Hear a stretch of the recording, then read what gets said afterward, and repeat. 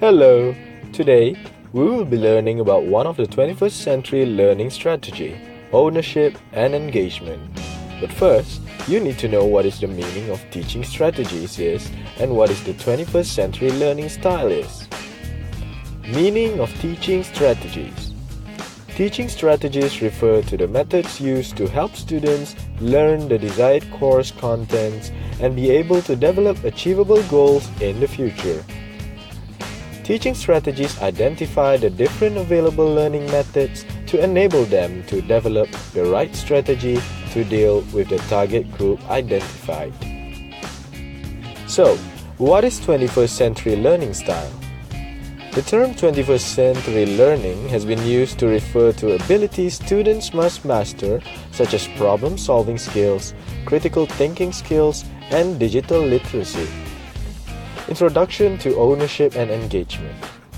When students are interested and invested in the completion of a school-based project, they begin to own their educational processes. So what is ownership and engagement?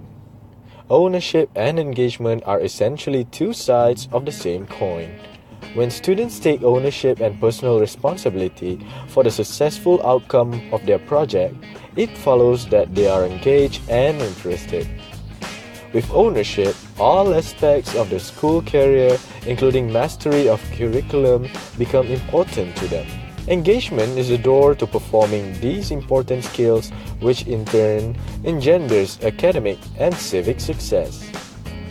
So how can it relate to teaching strategies? Essentially, ownership and engagement is a 21st century teaching strategies that encourages students to take ownership, invested, and be responsible in their learning processes. Ownership starts with the teacher and their ability to conduct projects with students and get feedbacks from them for the successfulness of the learning process. For example, use FOMO to your advantage. Nearly all students can identify with FOMO, or fear of missing out. So, to make learning interesting, where other students actually want to get involved, another idea is to offer little prizes like tardy passes, extra credit points, or late work passes for those who volunteer to answer questions in class.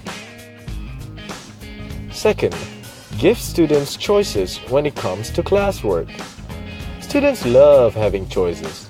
It gives them a sense of control and allows them to work on things they know they're good at doing. Number 3. Have students self-assess. Students who do not seem to care about their work may become more involved when they are grading themselves. Students can grade themselves with the same rubric you would use to grade them. The caveat is that the students has to underline the sentences in the piece or speech that match the rubric. Number 4. Make learning imperative. Teachers know the students will get involved if the learning matters to them. And what matters quite a bit to students these days is their digital world. They treasure interactive content, and some examples of interactive content that teachers can use in the classroom include digital playlists, HyperDocs, Google Docs, and Sketchnotes.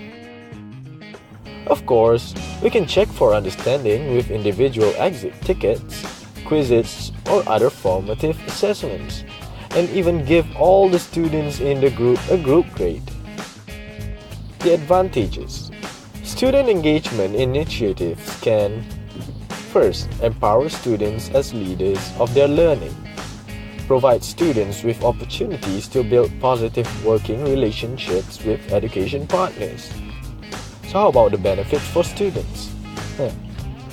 Students will have the ability to practice and acquire the skills for a successful future.